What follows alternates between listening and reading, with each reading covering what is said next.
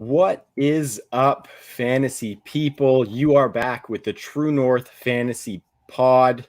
We are presented by Monkey Knife Fight as usual. My name is Trav, and I am kicking it in Dirty Laundry Studios 2.0 in this lovely rainy weather we have out here in Victoria, British Columbia.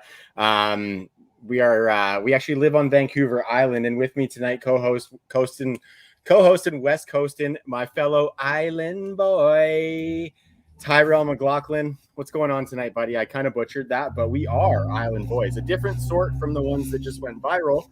I will say that, but we are that. No, we are 100% island boys. Yeah. And always a pleasure. I think it's fun to talk with a lot of the guys around the industry because they are literally about as far away in from Canada to US geographically as they can get. So yeah, doing good. Sorry, I lost you there for a sec. And I think we did lose Trav for a sec. So while everybody's waiting, maybe I'll try and do the intro. Everyone should be checking out our ranks at True North Fantasy, TrueNorthFFB.com, at True North FFB on Twitter. Make sure you're subscribed, liking the YouTube page. Usually it goes a little bit smoother than this. And only at fantasypoints.com are you getting all the stuff that fantasypoints.com offers, including that unbelievable team that they assembled: legendary John Hansen, Adam Kaplan, Joe Dolan, just an accuracy machine. Yards created creator, Graham Barfield, Scott Barrett, Wes Huber, DFS machines, analytical gods. And yeah, you get Tom Brawley's betting advice, Greg Cosell's film analysis, which is unparalleled, and Dr. Edwin Porras is breaking down all the injuries, lots of high stakes information. It's just a buffet of excellent information from the best people you want to be getting your information from in a day and an age that you really have to focus on where you're getting your information from. So fantasypoints.com, make sure you're using our promo code 21TrueNorth10, all caps. And Trav, feel free to come back in and go over whatever I missed in the intro there, and then let everyone know what we're talking boot tonight. Yeah, no, that's good, Ty. I appreciate you holding it down for me. There a little technical difficulty with my network there. I hope those issues do not persist. But I love everything you said about fantasy points there. I was diving into a bunch of their strength of schedule today in preparation for the episode, and it's just invaluable stuff that they have over at fantasypoints.com.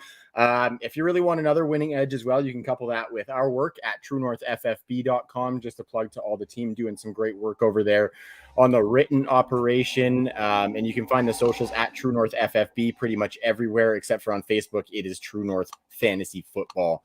So please go check it out. Leave us comments and likes and subscribes wherever you can find us. And we really appreciate that. Love chatting with the people. So as far as tonight's episode, Ty, we got a lot to talk about. We are moving into week 8, and it is busy times for fantasy gamers.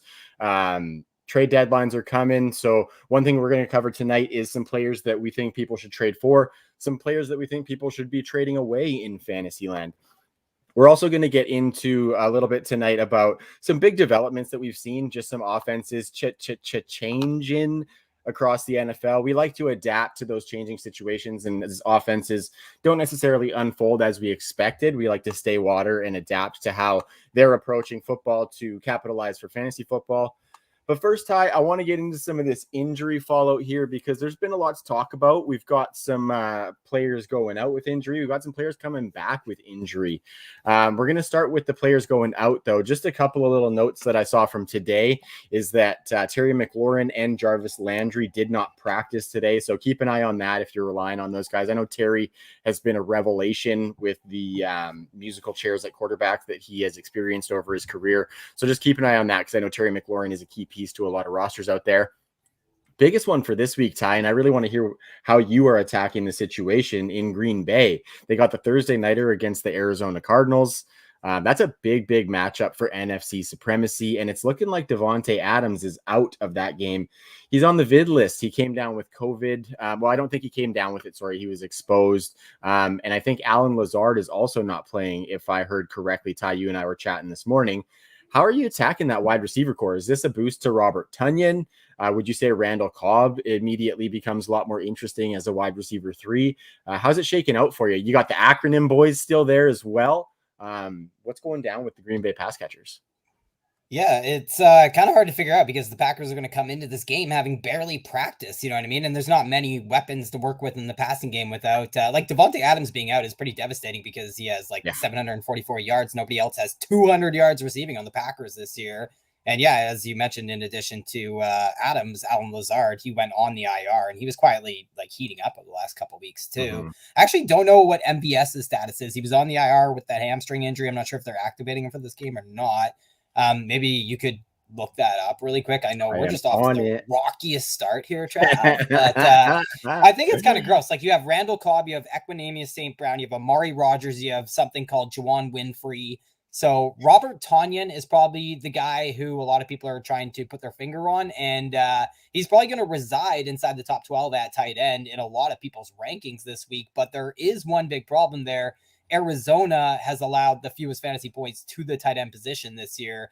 And I know it's been a pretty lackluster collection of tight ends Cardinals have faced, but they haven't given up a touchdown to the position all season. They've given up on average 22 yards to the tight end position combined per game through 7 weeks. So I don't think we should be really keying in on any pass catchers in this game. And if you are starting Bobby Tonyan, I think you're still banking on a touchdown, in my opinion. I'd start guys like CJ Uzuma over Bobby T, who has a juicy matchup against the Jets. I'd start Tyler Higbee, who plays the Texans, number 1 matchup for tight ends in fantasy. Your boy RSJ, who is running a sensational amount of routes. I get it. I get that people are really trying to figure this game out. I think only the Vikings-Cowboys game and the Giants-Chiefs game have higher point totals than this one.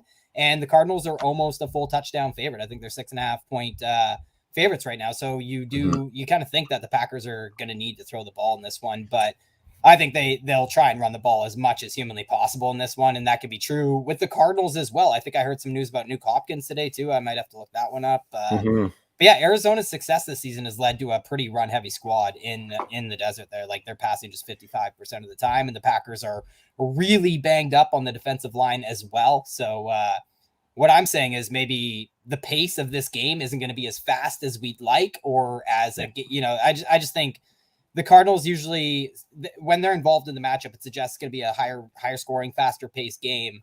But I think both these teams might be looking to run the ball quite a bit, especially in the first half. And that's why I have guys like Aaron Jones ranked so high. I mean, I think only Derrick Henry is ahead of him in my running back ranks for week 8 here. And I think Aaron Jones is the guy we should be pointing to in the passing game as well, right? Like only Davante Adams out-targeted Aaron Jones in 2019 and 2020, and it's looking like much of the same this year. At the end of the season, it'll definitely be Aaron Jones, who's second on this team in targets. And so I just think he could have a really big day in the receiving game, and he's like the beneficiary of this decimated depth chart, and he probably stands to benefit the most if the Packers do end up being in a position to chase points in the second half. And I think we should probably be on some of the Cardinals running backs, like back end RB2s this week too in this matchup, probably. Yeah, I think that's a good evaluation there. I would say that there could be a little bit of juice to squeeze out of the wide receiver core, in that I think Randall Cobb could see some decent target share, albeit low upside targets for those teams who are a bit decimated or whatever. If you need a flex play, I think Randall Cobb could offer some PPR value there. And I keep coming back to the well with my boy MVS Ty. Our buddy Craig in the chat obviously is always on top of it for us, and MVS is expected to be activated for this week against the Cardinals. And I think it's going to be a situation where the Packers do need to keep up with the Cardinals a little bit. We've seen the continued involvement of AJ Dillon, so I do like them to try that game plan, but I do see a couple deep shots going up to MVS, so I think there could be a little bit of boom bust scenario there for him.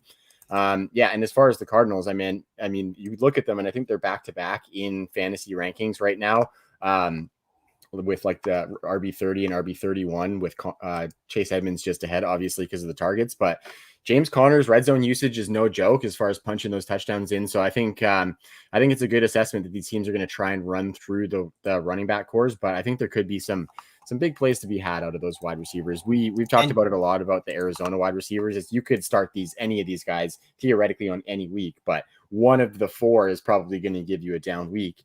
And that's kind of been flip-flopping between Rondale and Christian Kirk, actually, as the guy who's been having the down week. But and Zach Ertz now gets into that mix, I think, too. Yeah. Zach Ertz got the catch there, by the way, Ty. Did you see that? Holy shit. Even a broken clock is getting yards after the catch twice a year. I did want to put some numbers too. Like I think MVS and Randall Cobb could be wide receiver 4s, I guess, is how I'd consider them this week. Maybe a floor versus ceiling debate too. So I don't think we're getting crazy about any of these players. I think there's an argument that you could not start any pass catcher from Green Bay. Yeah, I think they could be made both ways, and you're definitely going boomer bust with those bottom of the barrel type dudes. I'm going to keep us rolling here, Ty. Just a couple other wide receiver notes. DJ Chark was just officially ruled out for the year. He's been out, but he just got officially ruled out. They came out publicly and said he's officially done for the season. So DJ Chark, I think to me, that's just an extra indictment on Marvin Jones Jr. And then another wideout note there is that Antonio Brown is looking like he's going to be out a couple more weeks as well. So I think that bodes well for Chris Godwin and the continued production of Mike Evans as well. If you have any notes on DJ Chark and Chris Godwin before we move on from those guys, far away, man. No, I do think this is so awesome for someone like Mike Evans and Chris Godwin for sure. I mean, that offense is ready to support multiple top 36 wide receivers. Now they're going to support a couple top 24, top 12 even wide receivers. And we got to be buying Chris Godwin and Mike Evans because that injury could linger through their bye week. And DJ Chark, I think, is interesting because I think Marvin Jones and Laviska Shenault are both kind of matchup-based starters. Marvin Jones definitely has the upside because the monopoly will have on like the passing touchdowns in that offense. And with Chark out, I think the deep balls could be headed his way more often than not too. But I think Shenault is kind of a big winner, and this is kind of a decent spot. Like the Jags wide receiver room is combined to score the 13th most PPR points this season. So I think Marvin Jones is a wide receiver kind of 3. But Shenault could also be a wide receiver 3 all of a sudden. And I think we touched on him quickly last week because he did have a double-digit target week across the pond before the Jaguars went on bye. And the route participation went way up last week as well. And I think the only other name would be like Dan Arnold would be maybe fantasy relevant, but I don't know. He's like a back-end tight end too, I guess. But James Robinson, top 12 for me this week as well. I think he wins in this as well. Yeah, no, I like that. And definitely a chance at a little bit more targets for him. But I think that's a good assessment. Like these guys are no better than wide receiver 3s. I think for me, I would just lean more Marvin Jones because he's the guy who's probably going to have the better chance at giving you the wide receiver 1 weeks as your wide receiver 4 or 5 on your team. But Laviska, it's kind of like what I was just saying with Randall Cobb, where he's going to handle some volume, except Laviska offers some explosion and some ability to do it on his own. So definitely both of those guys as wide receiver 3s you could do worse than those two for sure. Okay, Ty, moseying along here. We got this one, it's not that lack. Well, I mean, it sucks because Zach Wilson from the New York Jets has a sprained PCL and he's looking like he's going to be out for a period of time. Mike White came in and he did, a serviceable job for somebody who we had no idea even existed before. But the Jets went out and traded a conditional 6th round pick to the Philadelphia Eagles for jumping Joe Flacco. And I don't know. Do you think this has any effect on the weapons? I know Joe Flacco's had a penchant for throwing downfield previously, so maybe that's good for Corey Davis. Maybe we see a little bit more Elijah Moore explosiveness. What are you making of that, Ty? Or are you staying away? I'm definitely staying away. Like, it won't be Joe Flacco this week. They announced it will be Mike White starting, and it's going to be ugly. I think they play the Infuego Bengals this week, and they are like 10-point underdogs, and this game has a point total of like 43. So we shouldn't expect many points to get scored by the Jets this week. But this is a multiple week injury for Zach Wilson, and I think the Colts are on the schedule next week in week 9 for the Jets. So maybe we revisit this conversation next week, but I will definitely let the skill group prove it to me. Corey Davis is nothing more than a wide receiver 4 this week, I would say. And probably not looking at anybody else either. I would trot Elijah Moore out there before I would Jamison Crowder. I would love to see some manufactured touches in the game plan for Elijah Moore would be nice, but we just can't trust anybody here. And the ceiling isn't there. That's the big point, right? I actually want to be monitoring this backfield this week. Like Ty Johnson got banged up last week. Tevin Coleman was inactive, and Michael Carter had his first RB1 performance of his career. Exactly. But I'd consider, week 7 might be a sell high opportunity in that instance. Like the game script was one the Jets just won't enjoy very much this season. And Ty Johnson is still very much involved on passing downs. But, Michael Carter's usage in the passing game has been encouraging over the last few weeks. And there is a chance he's a weekly RB2 down the stretch. But yeah, I'm not touching the passing game for the time being, or probably the rest of the season. Yeah, pretty much. Pretty much. The Jets are definitely a stay away all around. I do like though, like Michael Jackson, Michael Carter. Sorry, he just like you watch that minuscule little bit of the Jets games that you're going to watch on the Sundays. And when Michael Carter gets in there, he just looks like the guy who's going to offer them the best output. And they just keep circling these guys through. So hopefully he can continue that ascension there. But Ty Johnson's just, he's a little thorn in the side because he's a pretty talented little player. Okay, so this one's good for the tight end landscape. Clears up a couple of things. Not good. That's a terrible thing to say because Jonnu Smith has a shoulder injury. He's got the questionable tag ahead of week 8. Hunter Henry, while Jonnu Smith is out, Ty, Hunter Henry is a top what tight end? Does he reach like top 6 for you? Or would you say top 8, top 10 is more safe? Yeah, I mean, top 8 is safe. Top 10 for sure with Jonnu out. Definitely this week, right, Trav? Revenge game, baby. Yes, the Patriots dude. get the Chargers this week, who've actually allowed the 5th most fantasy points. 2 tight ends. They've given up a touchdown to a tight end in 4 straight. They've allowed 50 yards receiving to a tight end in 4 straight as well. So coming off their bye week, we'll see if the Chargers have tucked that up at all, because that's a big one. But yeah, I really think he's a pretty good option at the tight end position amongst a horrible landscape that we end up involved in every year at the tight end position. I think the other impacts are like a Jacoby Myers as a wide receiver 3 or 4, but that ceiling is still low. I think he'll score a touchdown one day, but I've been saying that for a calendar year now. So you certainly yeah, have. it's just literally historic at this point. I do not like the idea of starting Nelson Aguilar or anybody else either, especially this week. Like the Chargers have allowed the 2nd fewest fantasy points to the wide receiver position this year. Yeah, I was getting a little bit in on Kendrick Bourne before this past week, but then Nelson Aguilar has that blow up week, and basically it's down to it's going to be Kendrick Bourne or Aguilar are going to be one of the guys in any given week giving up or getting those big plays. You're just never going to know who it is. Don't look now, Ty, but Hunter Hurst Henry is my tight end 6 on the week. So I think he's creeping up into that top 8 with Jonnu out. Over the past 4 weeks, the target shares and the snaps percentages have been pretty similar over the two or between the two, but Hunter Henry with Jonnu in there has 4 touchdowns in that span. So I think Mac Jones is looking to him in the red zone, and I think he's going to have to look at him between the 20s, even if like I haven't necessarily loved Hunter Henry as a between the 20s tight end, but I think now he's kind of going to have to be. And we know that he's great within the red zone for that touchdown production. So I think his ceiling definitely goes up a decent amount for me, especially among a shitty tight end landscape where we're looking to hitch our wagons. I think Hunter Hank can be hitched too. Lots of H's there. That was alliteration. Okay, last guy on the guys who are out with injuries. I'm gonna get us Mosey in here, Ty, because we got the meat and potatoes to get into. Miles Sanders has an ankle sprain for the Philadelphia Eagles. He's looking week to week, likely 2 to 3 weeks, from what I read. It's looking like Kenneth Gainwell is not necessarily going to get the whole pie because we did see some Boston Scott in that ugly game against the Raiders this past week.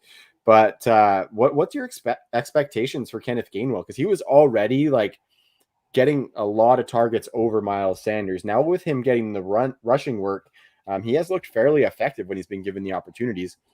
Is he like top 30 running back for you with Miles Sanders out? Yeah, definitely. And because he gets the Lions this week, I think it's pretty safe to call him an RB2 for the time being. Now, there's no doubt, like the Eagles split snaps between Kenneth Gainwell and Boston Scott once Miles Sanders, I think he was like carted off too. So he's lucky it's just going to be a few weeks if he's out. Yeah. So I think it'll be Gainwell in for passing downs. It'll be a lot of Boston Scott on early downs, I think. But yeah, they play Detroit, and they're the 2nd best fantasy matchup for running backs this year. And like if you look at fantasy points per touch, the leaders minimum 25 touches. Kenneth Gainwell is 3rd in the NFL at 1.45. So he is really a player who, the more he touches the ball, the more fantasy points he's going to score because he's just an efficient running back. And I do have confidence in the way this staff can deploy him. So I really like Kenneth Gainwell. I think he's like a mid RB2 for me this week. I'm probably starting him over guys like Damien Harris, who just don't offer that pass catching upside, or someone like Chuba Hubbard or Leonard Fournette. I'm pretty high on Kenneth Gainwell this week. Yeah, no, I like that. I have him right now, and I don't have my rankings dialed in, but this week against the Lions, I have him right now as my running back 20. And yeah, just like you said, that pass catching work. And it seems like for some reason, Jalen Hurts Hurts trusts Kenneth Gainwell in the passing game a little bit more than Miles Sanders, where I don't think Miles Sanders has done anything to lose that trust necessarily. He's looked decent when he's been given the passing work, but his usage has just been pretty spotty. Okie doke, Ty. So we're getting into some of these returnees from injury. We're going to have Nick Chubb back this week. Everybody can rejoice because we've got probably the best pure running back in the NFL on the field again. Do you think Nick Chubb gets the whole pie, or are we in a place where Dearness goes to camp Usageville, Ty? Yeah, I think they're definitely going to split the usage a little bit. We saw this last year. It won't be just one running back at any time, unfortunately, under Stefanski's system. And luckily, the Browns run the ball so much that, hopefully it can be a both kind of scenario. We know Nick Chubb definitely is one of the most explosive running backs in recent memory. So I do have faith that he can break a couple big ones off. And yeah, so I still think he's like a running back one, but more of a back end running back one, because we have to anticipate that Dearness Johnson does get involved. And they play the Steelers, which is, not a great matchup. Yeah, exactly. The Steelers have been pretty stout against the running back. And I think, yeah, like you said, Dearness is going to be a little involved. I could see a couple more targets coming Nick Chubb's way. But, we already knew that he was going to give us at least those back end running back one numbers. So we just kind of accept that and take anything else that he gets as a cherry on top, and just be happy that we got him back in our lineups here. You mentioned Chuba Hubbard there, Ty. Not a ton of update on CMC coming back. I don't see that he's ready to come back this week. What do you think? Because Chuba had a pretty underwhelming week this past week. He's not necessarily making the most of the opportunity that they're giving him so far. But what are you seeing there in Carolina? It's been quite the precipitous fall for this offense in general the past few weeks. But how are you attacking that there? Are you still on team, Chuba is a running back too, or do you think those days might be over? I think he's an RB2 this week, and we're kind of playing it by year with Chuba Hubbard. He definitely has room to experience some regression to the mean in terms of touchdowns, and maybe get some work in the passing game. We definitely thought he might run away with the job, but he just hasn't done that so far. But getting the Falcons this week, I think it's hard to not rank him as an RB2. Like, I have him in that range with Kenneth Gainwell, Damien Harris, Leonard Fournette, Devontae Booker, Javonte Williams, Antonio Gibson, Chase Edmonds, all those guys. Mm-hmm. Yeah, no, it's good. So it's looking so like you're probably rolling them out. Yeah, I think so too. You kind of have to, just where the running back landscape is. We're actually going to talk about some of that as well in some of our other segments, because it's hard out here in the streets, man, especially for somebody who's looking to beef up their running back roster. So Chuba Hubbard is one of those guys who's just cemented in that landscape for us for the time being. And Christian McCaffrey is eligible to start practicing, but we're just not seeing it just yet. This one's super interesting for me, Ty, because Tyrod Taylor's coming back pretty soon for the Houston Texans, but it's looking like they're going to sell everything. I've seen a lot showing that they're going to try and trade Brandon Cooks, which was kind of the whole thing that I was hinging this question on. Is, does that mean that Brandon Cooks, we feel a lot better about him with Tyrod in there, obviously, or has his production been okay enough with Davis Mills that it's not really a huge move for Brandon Cooks either way? Is Brandon Cooks even going to be there? I think the one thing we can say is you should buy Brandon Cooks. I'm definitely on board with buying Brandon Cooks. And I think if he was to go somewhere, it would definitely be with a contender who probably has solid quarterback play. Maybe that's a replacement for Antonio Brown. I don't know. But Tom Brady certainly has experience with Brandon Cooks. I heard Packers as well could be a good spot for him. Yeah, I'll believe that one when I see it. I think Arians and Light would be a lot more reticent to make a trade than the Packers, who just refuse to go out and try and acquire that second piece in that passing game at the wide receiver position for Aaron Rodgers. But maybe that's maybe they do finally bend their will a little bit and do something like that. That'd be nice to see. So yeah, I think buying Brandon Cooks is the play. Totally. No, I like that. And sorry, I just read it there. And Tyrod did practice today. It's Wednesday. We're recording this. Tyrod practice, so it's looking like he is going to start. And well said about Brandon Cooks, the quarterback. Yeah. Starting him over guys Cooks like Mac Jones and Geno Smith and all those guys. Totally. He's going to give you at least 4 extra points on the ground minimum. So you got to start Tyrod if he's starting, in my book. Michael Thomas, Ty. Not there just yet. Still kind of monitoring Michael Thomas, but What do you think he does for Jameis here? Do you think he immediately comes into that top 12, top 15-ish for fantasy land? Or is it going to be a little bit of growing pains because Michael Thomas hasn't done much work with Jameis Winston, and we really want to see some juice out of this New Orleans passing game, which we haven't seen quite yet. What do you make of it, and where are you going to be slotting Michael Thomas in when he gets back in there? I don't even know, to be honest. Like, I'm just not super attracted to a wide receiver in this situation in New Orleans, and not to mention a lot of the skill sets that Michael Thomas possesses, like being one of the better possession wide receivers in the league. It kind of doesn't align with what Jameis has gone out and done this year. Like, Jameis's attacking defense is a lot differently than we anticipated, to be honest. And it's just one of the least efficient offenses in all of football in New Orleans. It's one of the slowest offenses and one of the run heaviest offenses. So I think this offense is going to run through the run game. And in the passing game, I think it's still going to run through one of the running backs, and that's Alvin Kamara, as we saw last week. And I believe he is now tied for the fastest running back to get to, the most games. I think he has 5 games with 100 yards receiving through 66 games played in his career now, which is just insane. You still there, T-Rav? Oh, dear. So we might have lost Trav again. I think Trav mentioned Antonio Brown. He did, of course. The other one, Jerry Jeudy, set to return, I think is kind of interesting. Probably a wide receiver 3 for people. I say probably start him. Denver plays Washington. Only the Titans give up more fantasy points per game to the wide receiver position this year. They've given up the second most catches and receiving yards to wide receivers. So I almost prefer Jerry Jeudy, I think, in a vacuum to Cortland Sutton. I would consider both guys probably wide receiver 3s this week. Maybe Trav and I would just end up back in a floor versus ceiling debate here. And I'm just going to roll right into our next segment here. I want to talk about some of the biggest themes, biggest trends, biggest news and notes that we have unfolded before our very eyes here early on in the season. The Bengals are just rolling right now. I kind of laid out my spiel last week about buying high on Jamar Chase. Talked about the red zone trips possibly increasing in Cincinnati as well. Talked about Jamar Chase having a stranglehold on the air yards and on the end zone targets in Cincinnati. And this week, I think, will be really fun to watch because of the matchup. It's the Jets, and they're actually the toughest matchup for wide receivers this year in fantasy. It's hilarious, largely due to their inability to cover tight ends and being a complete run funnel defense. But Jamar Chase has been that good this season. And he is going to set numerous rookie wide receiver records this season. And I was looking at it, I think it was Jake Tribby, might have been Scott Barrett, somebody from fantasypoints.com fame, tweeted out that Jamar Chase has scored the most fantasy points by a rookie wide receiver since 1950 through the first 7 games of the season. So, and I was talking about fantasy points per touch with someone earlier.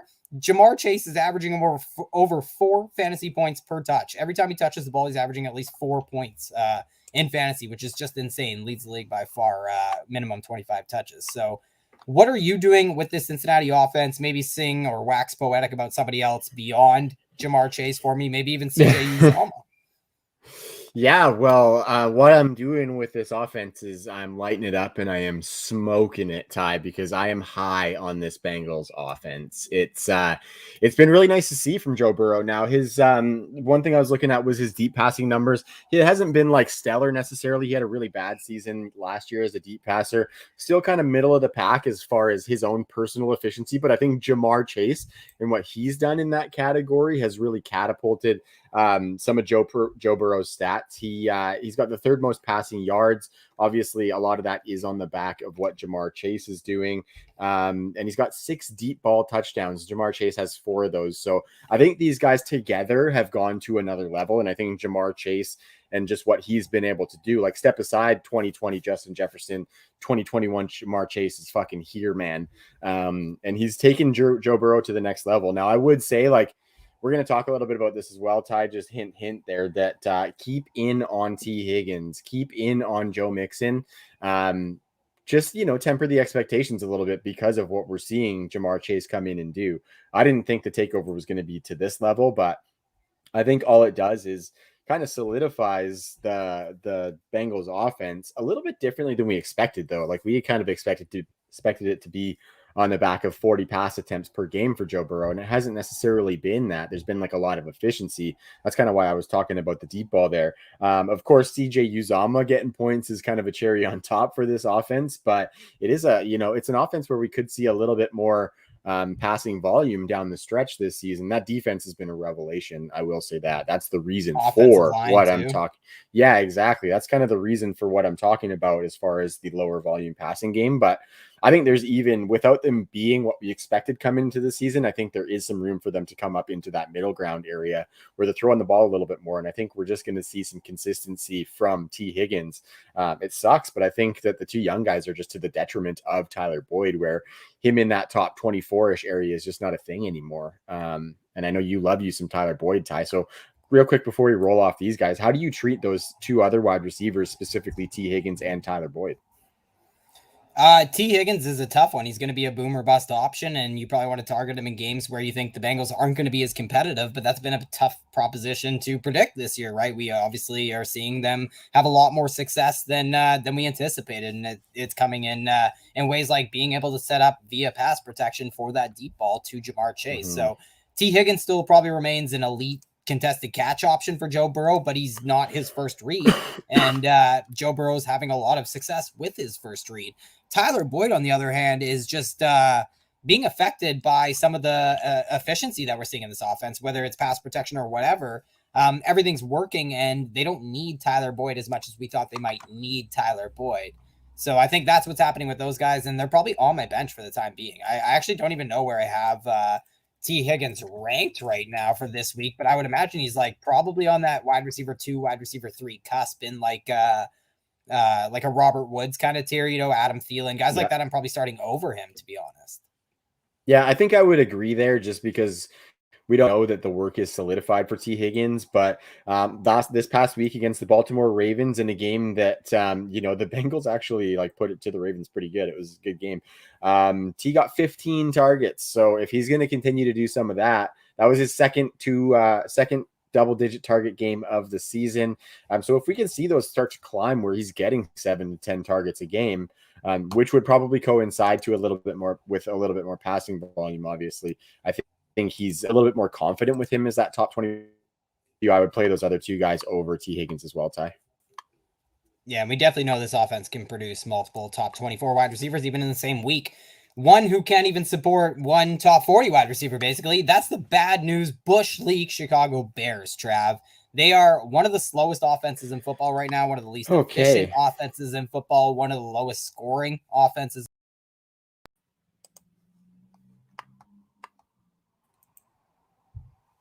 Trav, you got me?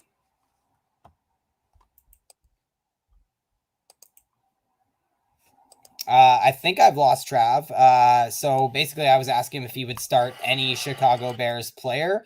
I'm not sure I would start any Chicago Bears player right now. Khalil Herbert might be the only guy you're really considering. But as for the pass catchers, like the offensive line is something we just talked about with Cincinnati. It has been so bad. There just is no chance to have much of an efficient passing game in Chicago because of the people protecting the quarterback right now. Fields is under pressure so much, and he's performed so terribly when he's under pressure. I think his quarterback rating is 21 on PFF when under pressure. And it also makes guys like Cole Kmet, for instance, have to block more than we'd like. Even Jimmy G being out has not helped. Might have something to do with the offense. But yeah, 0 touchdowns for Cole Kmet. He is coming off his best 2 games of the season, receiving yardage wise, I believe. But yeah, are you starting Cole Kmet? Absolutely not. And I talked about Allen Robinson a couple of weeks ago. I said you could drop him, and he was still 90% owned on Yahoo at that point. So it was more just to make a point, like a get out while you can kind of thing. And I think I have him ranked as my wide receiver 50 this week, behind even Darnell Mooney, who leads the team in numerous categories. But bottom line is that you just cannot start anybody in fantasy from the bad news Bears, and I don't even have Bears players ranked as starters this week, including Khalil Herbert. I think I have Khalil Herbert outside my top 24 running backs. That's because I was looking at it. The 49ers and the Bears have the lowest total on the board this week, 39.5, which is just crazy. And I expect the 49ers to just completely control the pace in this one, flex their muscles in the run game, especially with them probably getting Trent Williams back from on that offensive line, in concert with the Bears being actually super banged up along their defensive line. So Trav, are you starting any Chicago Bears player? No, I think kind of similar to what we alluded to earlier about where the running back landscape is right now. I think a lot of teams probably have to start Khalil Herbert. I think he probably slips in just inside my top 24 this week, but he's really the only guy that I would start from this Bears team. It's just dumpy, man. And I think kind of how you assessed it there was really perfect. Justin Fields is not what I thought he was going to be. I thought he was going to hold himself up in fantasy with the rushing work, but that has not been the case. And yeah, it's just been tough for the Bears. Allen Robinson, we talked about him last week. Like you said, Darnell Mooney is the guy that I want out of that team, but only on the back of like a couple of deep shots for a touchdown. It's not like I think Darnell Mooney's going to be putting up good work for me. So it's hard. It's hard. Taking some liberties with the word want there, I think. Yeah. Yeah, absolutely. So why don't we, so I mentioned they're playing the 49ers this week. Why don't we actually check in on the 49ers? Because it's Jimmy G at the helm, right? And Elijah Mitchell is kind of the guy I want to talk about. Like, do you think he's a top 20 running back, Trav? Yeah, I think he's inside there for sure, because they've shown that they're going to give him most of that work and rely on him to be their main runner of the football. You and I talked about it offside previously that like Trey Sermon, like for those of us who have Trey Sermon on benches expecting that late season surge for him to be that league winner for us, it's just not going to happen. It's not looking like it's going to happen. So this is another situation where we got to be water. If you have a bench spot, I'm okay with hanging on to him because he's a Niners running back, but on a lot of other teams, I would not have this guy holding up a bench spot. I'm one who likes to kind of stockpile those running backs who could surge into a role late season and take you to the promised land. So that's why I could see you keeping him. But if you have to, there's no issues with getting rid of Trey Sermon, because I don't think that surge is going to come this year. So Elijah Mitchell's the guy, and top 20, I think, is a pretty safe assessment for his value going forward, because we know this team is going to lean on that run with George Kittle hurt, Brandon Ayuk ineffective, and Jimmy G limited with what the offense is going to do with him, right?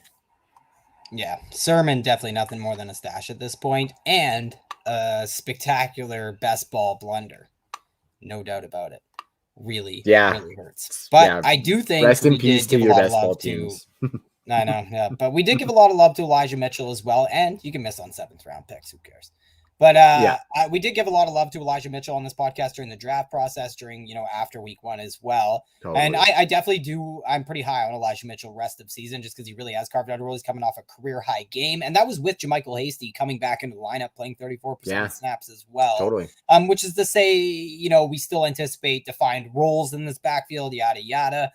Jeff Wilson's return is always imminent. I'm guessing it's November, but Shanahan's been pretty defensive when asked about him.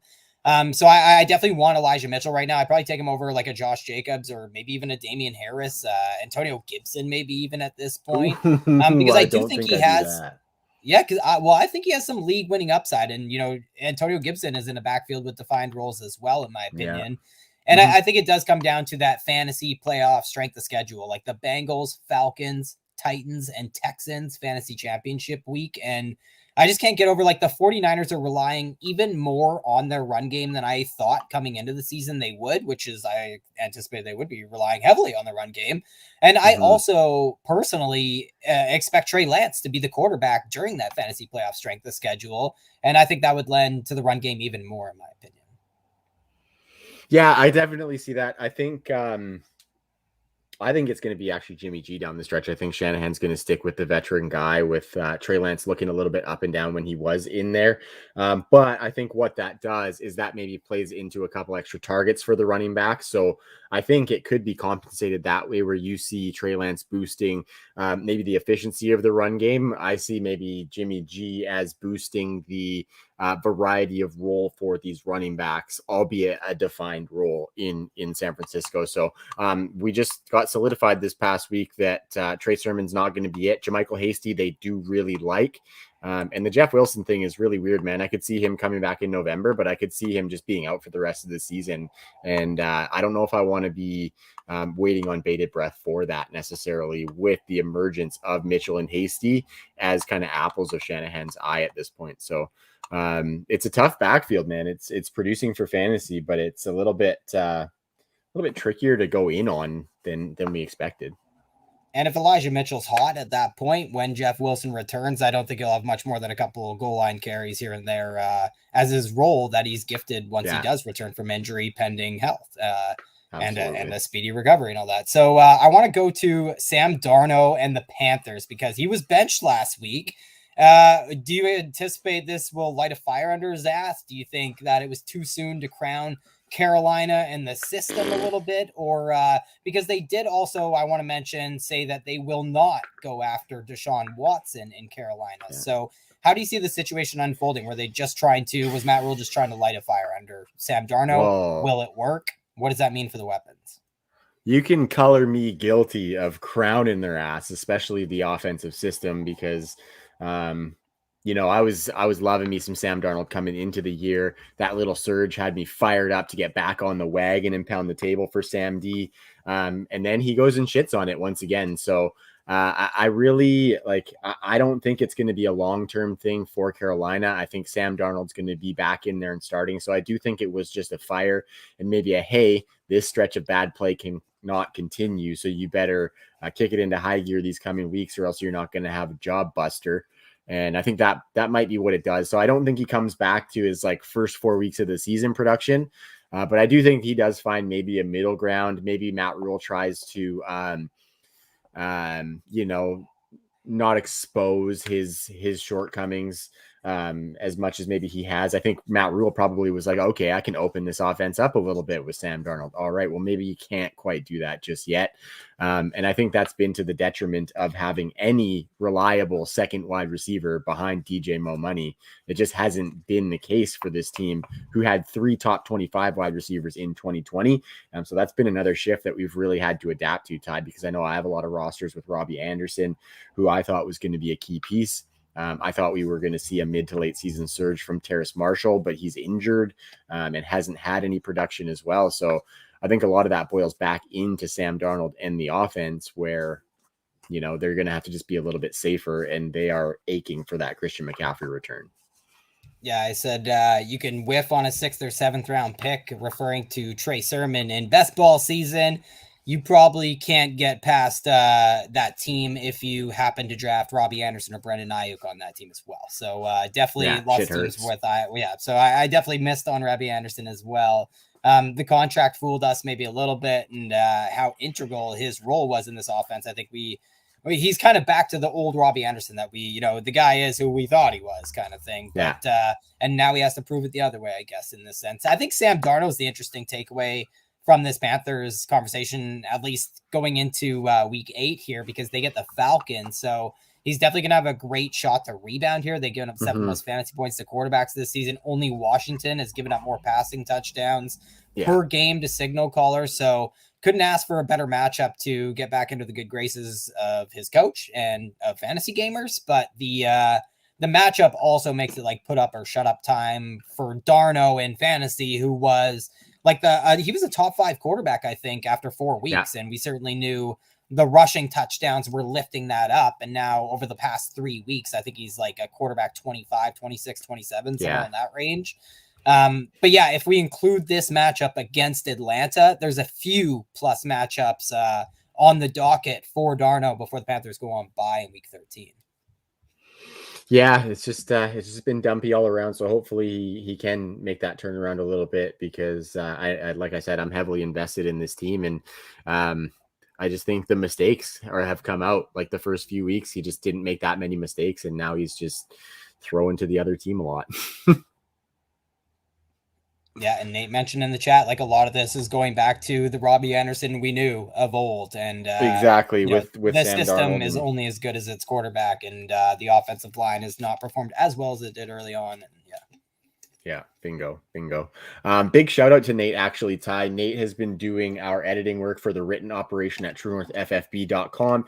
He's in the chat there saying that the articles are pumping hot and heavy. You can find the team writing like three or four times a week. There's an article dropped on the website. So make sure you keep up on that, Nate. I really appreciate the work that you're doing over there. And don't forget to catch Nate and our man D Brown on Thursday nights with the Sons of DFS. They are doing incredible work over on the show. We've seen a lot of really good reception on the YouTube channel, on Twitter. It's been absolutely fantastic. And speaking of DFS, Ty, I just want to give a shout out to our friends over at Monkey Knife Fight. Some of the best player prop games in the industry. Nate's telling me 5 articles a week. My apologies, my man. My math has been a little bit off lately, but Monkey Knife Fight. They big supporters of True North Fantasy Football, big supporters of my wallet when I go on there and I get some W's and stack some cheddar, Ty. Just all skill levels. If you don't really get into the research like we do as podcasters, you can still play on Monkey Knife Fight. If you do get into the research, you can have a lot of fun playing on Monkey Knife Fight. It's been really great over there to drop some cash in there.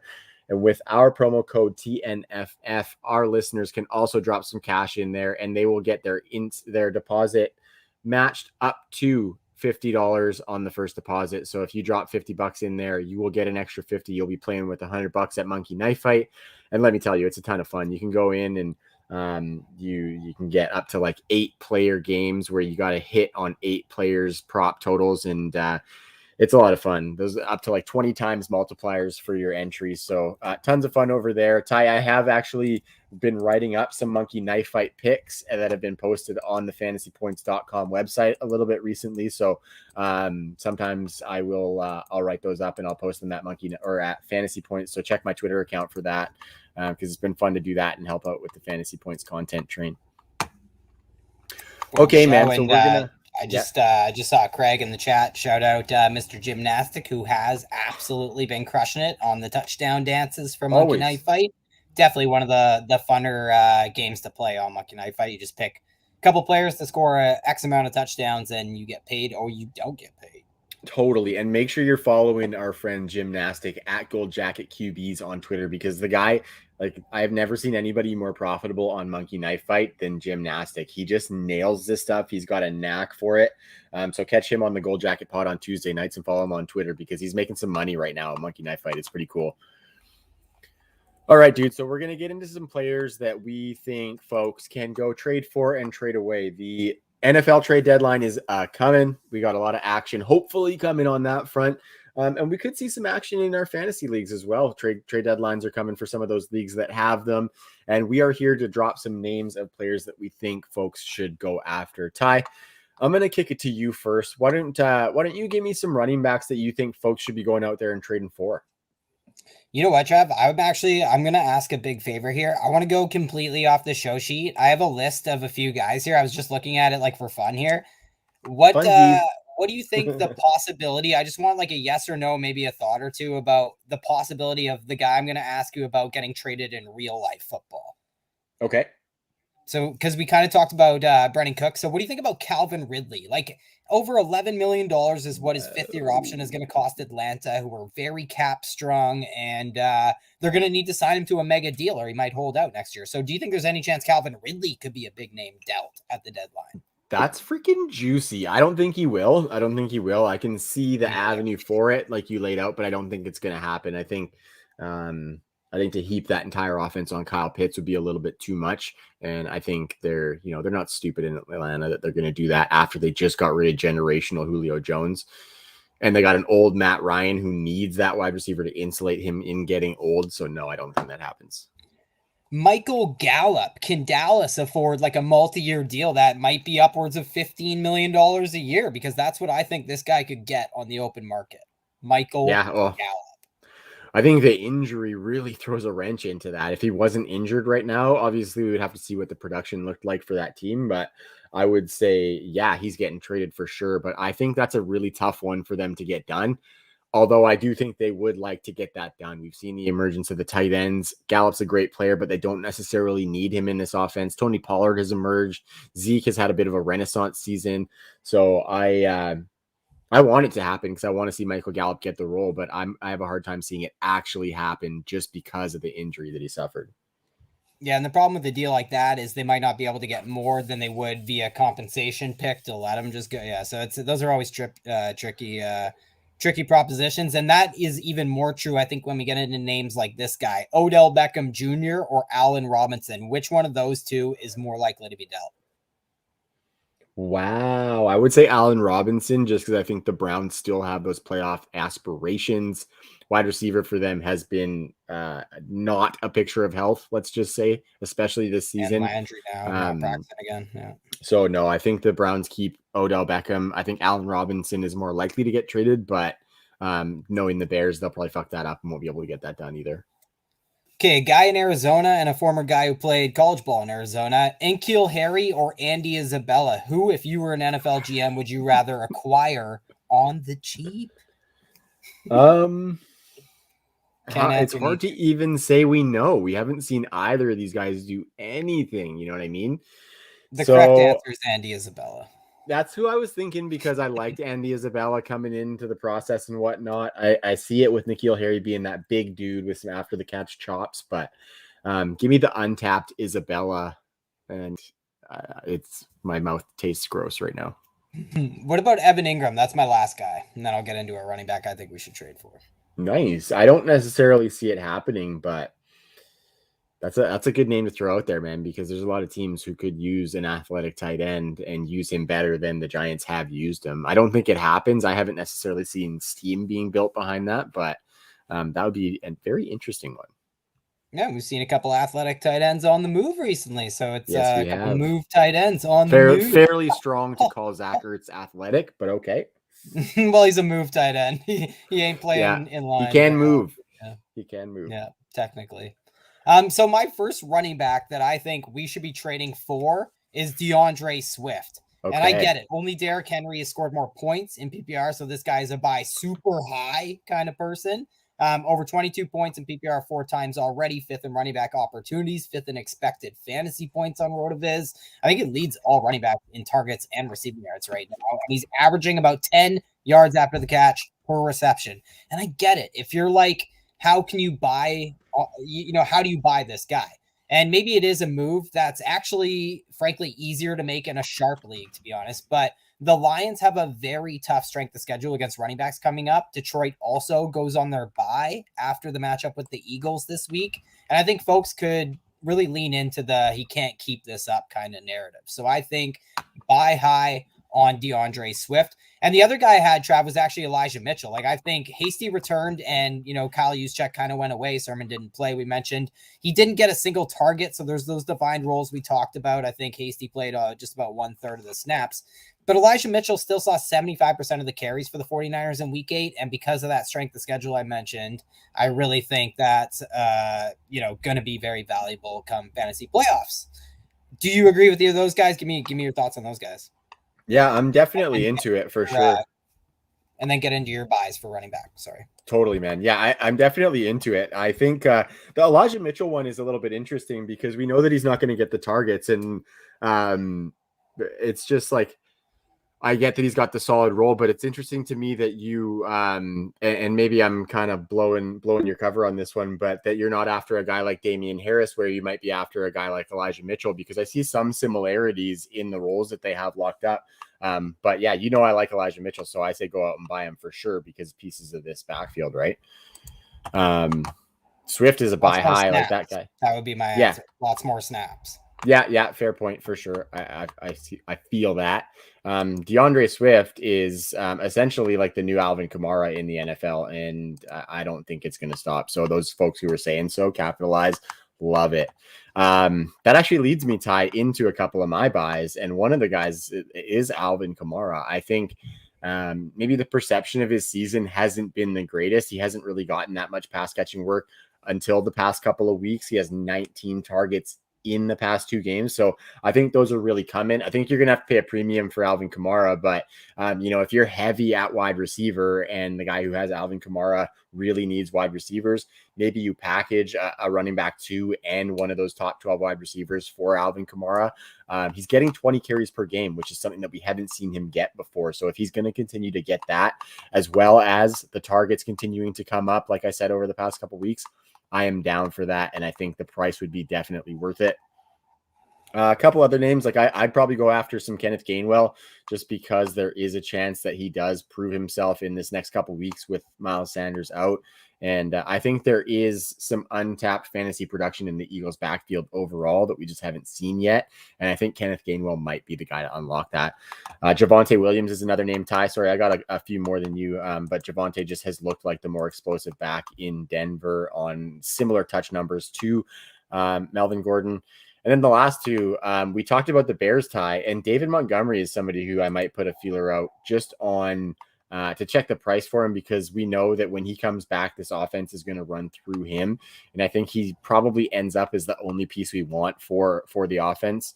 They got a decent schedule for running backs down the stretch as well. So if David Montgomery can get healthy and take over that role that he had previous to his injury, I think he could be a good deal right now. And then Darrell Henderson, Hendo, what do you say about him? I think you're buying high on him right now, but I would still buy him, especially in our season-long leagues, which is, I think, where we're attacking this for this segment here, Ty.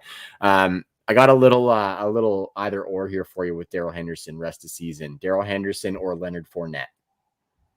That is really close, because I am actually, kind of rising on Leonard Fournette. And if people are a little bit scared of what Rojo did, he did that on like 14 snaps compared to 39 snaps for Leonard Fournette in week 7. Yeah. So I think that's a little bit of a toss up, but give me Darrell Henderson, just gonna like the talent a lot more. Yeah, for sure. Darrell Henderson or James Robinson rest of season? James Robinson. Okay, so you're probably settling. What about Joe Mixon rest of season?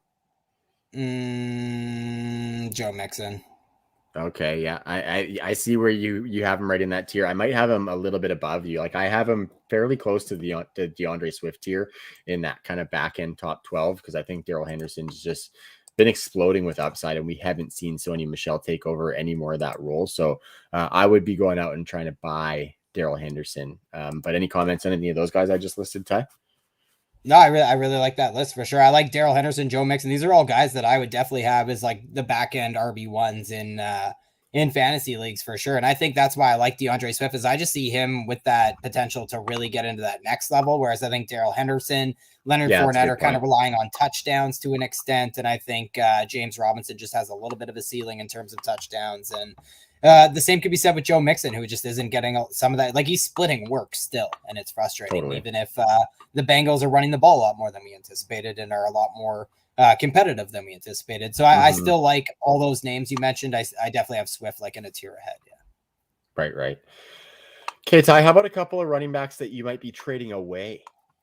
Yeah, I think I put Damien Harris on this list as well. Just beating a dead horse with this one, I guess. I mean, he's the running back 16 on the season, barely top 24 in points per game, though. Last week was his first top 12er, and it was also very predictable. We talked about that. We said this week we would be talking about a guy who's coming off back-to-back career games, and lo and behold, that's what's happened here. But it's funny to see that he played under 50% of the snaps in both games, and he's still splitting goal line work all season long in a Patriots offense that just doesn't have the same touchdown upside or red zone trip figures that we've become accustomed to in the past. So if you can get top 15 running back prices for Damien Harris, almost anybody, any name we've mentioned here already in this segment, I'm making that move. And if you want to hold, I think you just need to remember that his fantasy output will have a lot to do with the matchup each week. And there could be some dud performances, and you should try to compensate in your lineups for that. But yeah, still defined roles. New England ranks 22nd in PFF's running back strength of schedule metric rest of season. So there's just a lot of downside that I see with Damien Harris, whereas there's a lot of name value with the Patriots and Damien Harris himself. Yeah, no, that's a good point, especially coming off those big games for sure, because I too, as a truther, would still sell Damien Harris for those top 15 numbers. Like, I would be definitely taking a guy like Darrell Henderson way over Damien Harris. And yeah, I think that's well put. one that really pains me to say in redraft is I think Antonio Gibson is a guy you should try and get out on. He's just really dealing with injuries that he just seemingly can't get over. And I think there's a lot of moves that a lot of people consider lateral moves that I think would be buying some upside rest of season, especially with J.D. McKissic carving out a role. And we have other running backs to account for in Washington as well at times. So as much as I like Antonio Gibson, the efficiency just isn't there right now. There's something wrong with him. And we see that on the injury report. Yeah, I love me the McKissing bandit, J.D. McKissic, and I love me Antonio Gibson more than anything in the world. I know. I saw your names on the show sheet, and I was like, "Fuck!" Ty must have had like a dagger in his heart to even type those names out. That poor bastard. So, thoughts and prayers were with you when I was prepping for this show, Ty. I must say. And I actually had a bunch of running backs on here, but we can move on. Like, I'll give you a couple of wide receivers here that I think we can trade for before we get too negative. DJ Moore is one for sure. Stephon Diggs, both those guys are averaging over 200 yards per touchdown. I think they could both experience positive touchdown regression. DJ Moore this week against Atlanta, I'm hoping. Stephon Diggs, I think, is just like the best player to go and acquire high. Like, buy high on this guy. Acquire him for wide receiver, back end wide receiver 1 prices, and I think he'll give you top 5, prices, league winning upside at the wide receiver position. I think Cole Beasley, like, buy all these wide receivers in Buffalo. He's among the leaders in yards per touchdown. Like, he's averaging some of the most yards per touchdown, meaning he's due to experience some regression to the mean, score more touchdowns, and Beasley scored touchdowns throughout his career as well. And Manny Sanders is one of the highest points per touch players in all of football among the minimum 25 touch guys. So all the Buffalo guys staying in the division. Actually, Jalen Waddle, I think, is somebody you could buy relatively high on. If he only costs mid wide receiver 2 prices, I might go out and do that because he has 4 games with 8+ targets. He has 12 and 10 catch games. But Waddle is yet to hit 85 yards in a game, and he's finally trending in the right direction. He has back-to-back games with career high receiving totals, and I say buy him because the strength of schedule is pretty boom or bust, starting with one of the most difficult matchups this week against the Bills. So I think that might offer a buy high opportunity for Jalen Waddle. And there's other guys too that we already talked about, like Brandon Cooks would be a good example. Yeah, no, I really like that. Just looking at the strength of schedule stuff on fantasypoints.com, Ty, I had Jalen Waddle as listed as a buy for me as well.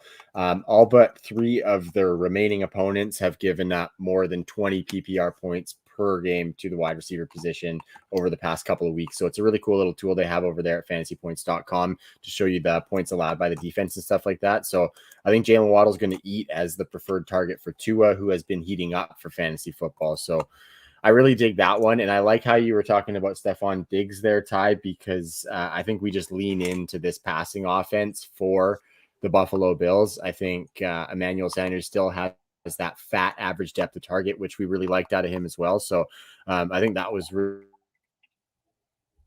put on the wideouts. Couple more names I might add there. Marvin Jones Jr. We talked a little bit about him earlier, and I think he's going to continue to get that deep work in Jacksonville. So MJJ is somebody who I think you can get a good price for because he's on the Jaguars, because he's not one of your big flashy names. I think he's still been putting up numbers. T. Higgins, we talked about, he had that 15 target game. So if we continue to see him be the second most targeted wide receiver on the team, he actually was the most targeted wide receiver this past week on the team. So I think there could be some games where he does get a big target share. And so if we continue to see that, I think better days are ahead for T. And then Rondale Moore and Brandon Cooks, who we talked about before, just a couple other names. Rondale Moore hasn't gotten the snap share of the other wide receivers, Christian Kirk and AJ Green, but his targets are right there with him. So he's getting used as a focal point of the offense when he is on the field because he is that good. So those are just some wide receiver names. Feel free to comment on any of them or add more, my man.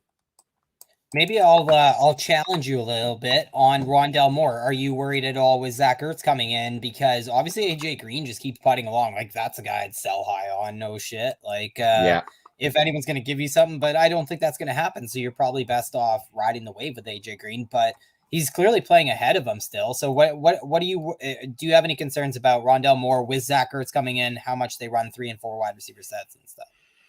Yeah, I think we had some of the same concerns before Zach Ertz, though, right? I think a lot of it is predicated on the fact that Rondale isn't really getting a ton of the snaps. I think he's getting under 50% of the snaps, especially in the last few weeks with Christian Kirk has been cemented as the wide receiver 3, I think, for that team. And Rondale only has like 3 targets less than him in the past 4 games. So I think it'll continue to be some touches manufactured for Rondale Moore because he's the only guy on the team that kind of gives you that creativity of role factor, whereas the other guys are kind of set in stone what they're going to do for the team. So I think Zach Ertz does come in and affect that a little bit, but I don't know if it's to the tune of where we would be pissed off about the price that we paid for Rondale Moore. You know what I mean? I don't think you would have to give up a bunch. I think in certain season-long home leagues, you can probably get Rondale Moore off of waivers, but I just think I would kind of be leaning into some of those boom games coming down the stretch with Arizona.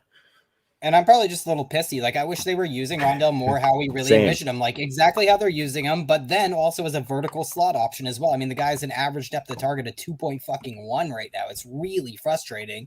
And last week, I think his average depth target was in the negative. And last week, it was under 50% of the snaps, like you mentioned. And that was with Zach Ertz playing over 50% of the snaps. So I'd like to see that trend reverse, but I don't know if it will, especially with that being Zach Ertz's first game. Now, that was a dream matchup against the Texans for Zach Ertz. So we'll see if they tried to take advantage of that a little bit in Arizona. And we are seeing a little bit more 12 personnel and stuff like that in Arizona compared to the first and second seasons under Cliff Kingsbury. So yeah, very interesting going forward. We do want to be attached to all these weapons in Arizona, but I do, again, caution this week. Maybe they might underperform a little bit in a game that might be a little bit slower paced and more run heavy for Arizona going against the Packers, who are obviously decimated by injuries. Should we get into receivers you're selling? Yeah, so I got guys like Allen and Robbie Anderson, the Andersons, Mr. Anderson and Mr. Anderson.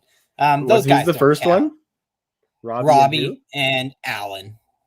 Allen Robinson? Yeah. Well, then they wouldn't be the Mr. Andersons. Why? Because Allen Robinson and Robbie Anderson. Oh yeah, what am I doing here? Wow, what am I doing here? Yeah, don't mind. But I me. get where that Allen Robbie Anderson, I get it. They kind of Robinson and Robbie gets shit mixed up. That's a West Coast living, Ty, right? Smoke another beer. Yeah. Smoke another one. But the point is, you missed the ship sailed on those kind of guys. Like, we're not. I don't really like giving those guys up because those are guys that we like we did and have been mentioning them all season to get out on. Robbie Anderson after week 2, I think we said, and Allen Robinson very, very recently as well. That is really hard to put those two in the same sense. I'm really still struggling 100% to wrap my head around that. I think Debo's a guy I've already mentioned that maybe you should sell, but I think if you can get anywhere near wide receiver 1 prices, I think there's a quarterback change expected. Kittle is going to return. Justin Jefferson is a guy I would sell. If the Vikings can continue to do what they've done, then sure. Then, but my point with these guys is somebody like Justin Jefferson can just yield such a high return in trade. So if you drafted a Jamar Chase, if you drafted a Cooper Kupp, Justin Jefferson is a fantastic bargaining chip, in my opinion. And maybe even someone like Deontay Johnson can fall into that category too, where, yeah, he's super talented. I really love him in Dynasty, and he's involved, of course, in his offense, but just a guy who's worth more in a trade than he is on your redraft roster, in my opinion. So who do you think is a hotter take out of those two, Trav? And then give me your guys. Oh, I think I've lost Trav. So yeah, apologies for the technical difficulties. This doesn't happen very often, but we are, of course, at the mercy of the intranet. And connections are connections, so we apologize. But yeah, there is definitely some lost connection between fantasy gamers and the true value, in my opinion, of someone like Justin Jefferson and Deontay Johnson, where I just think you can get exceptional returns for these players. And they might be moves that I go out and make, especially, like I said, if you've hit on wide receivers like a Deebo Samuel or something. Maybe you trade the other guy on your roster who will yield a much higher return and give you that better shot at going for a championship if you're a middling team, for instance.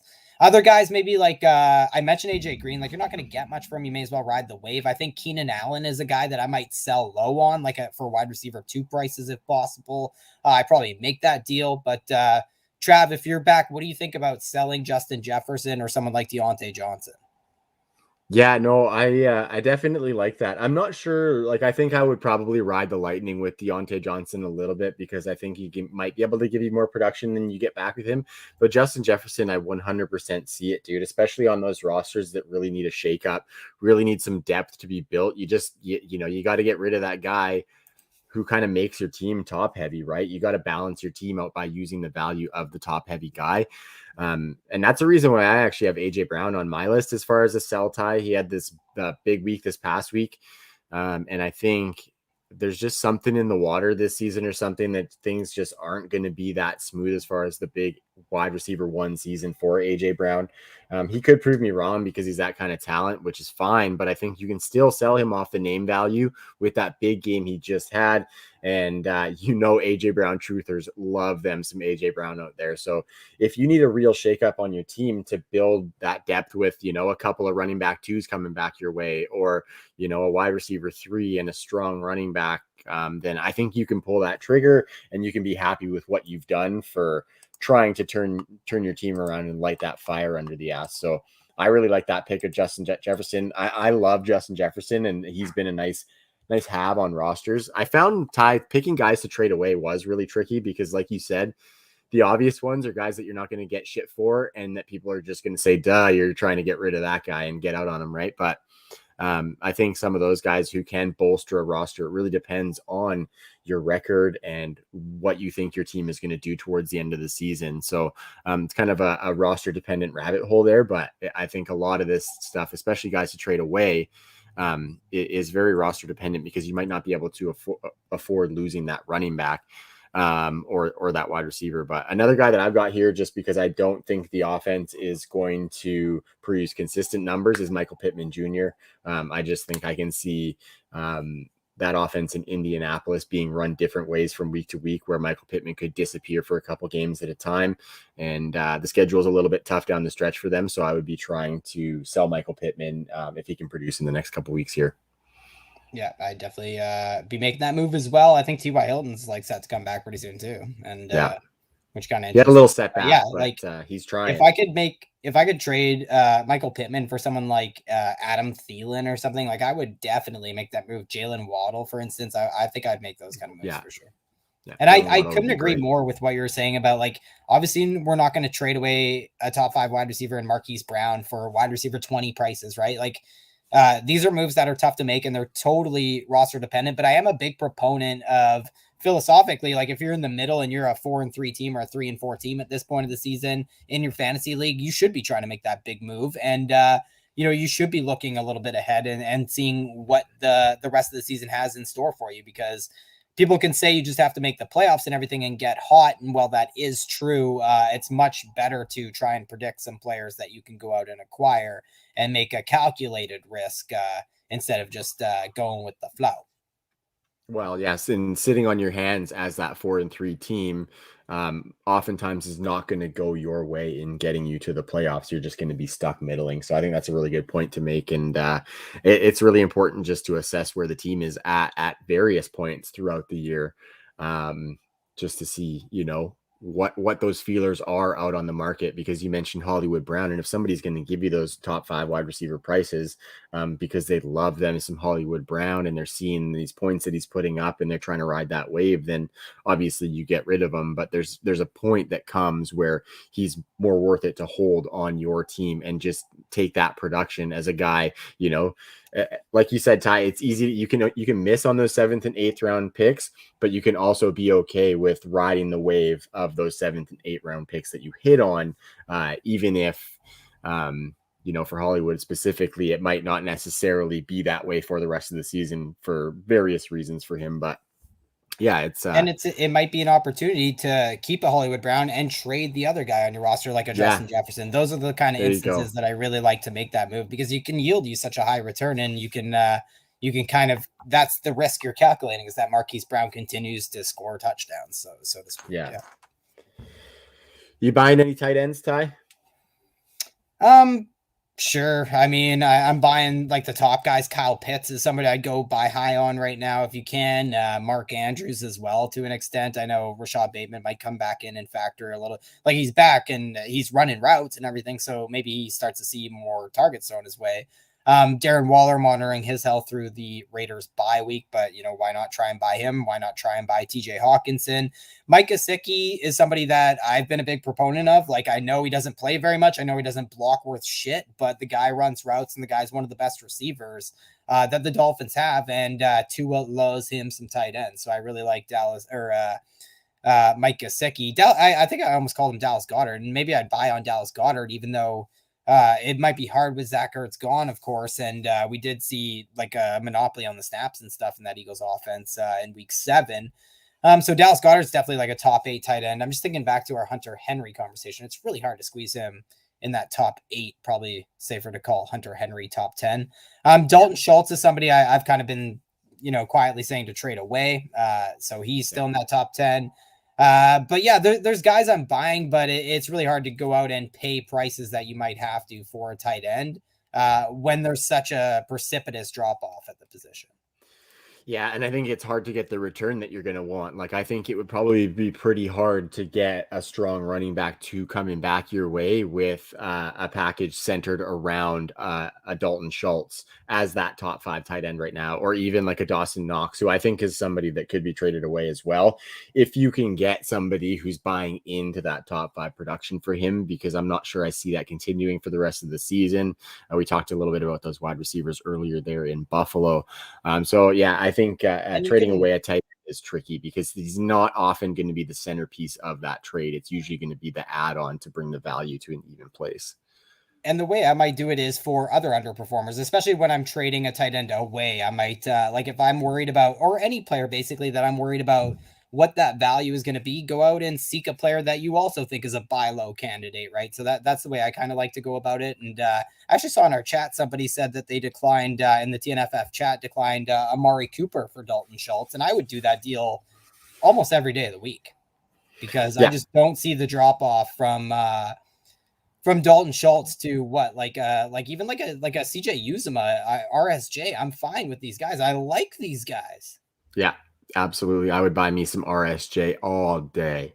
And yeah, as far as your guy on my roster, there's no doubt I'm making an Amari Cooper for Dalton Schultz move in PPRs. Yeah, 8 days a week, buddy, 25 hours a day. Yeah, I like what you said about your buys too, just to kind of cap us off here. I love me some Dallas Goedert.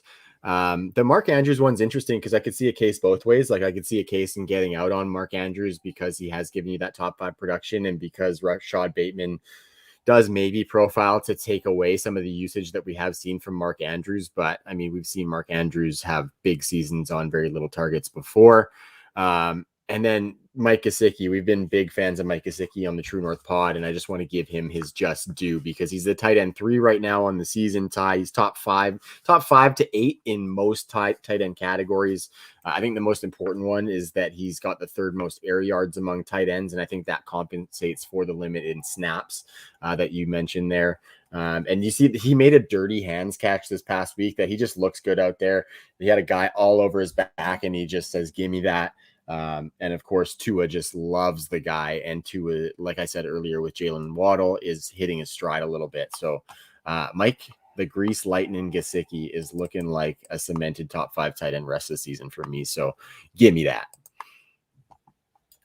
Whew, that was a good one, my man. That's all we got for the evening. Really appreciate everyone sticking around in the chat, hanging out with us for the night. As always, appreciate kicking it with you, Ty. You got any parting shots for the people? No, thanks so much to all the people in the chat. Our apologies for the connection and everything. We'll make sure we button that up for next time. But yeah, everyone make sure they're tuning into Sons of DFS tomorrow. I know I will be. So with that, I hope everyone has a great weekend and a great week of footy. Yes. Enjoy your week 8, people. Like Ty said, don't miss Sons of DFS tomorrow night, and then the point after on Friday night to get you ready to ride into that weekend. We want to say a big thank you to our sponsors, Monkey Knife Fight, Trophy Smack as well. That promo code is TNFF, and Fantasy Points Media Group. They are the best in the biz. And then check out all of our work at TrueNorthFFB.com on the socials and the site. Just make sure you leave a comment and a like. We really appreciate all of that and everybody who appreciates our work. So until next week, that is Tyrell McLaughlin. I am Trav. Peace.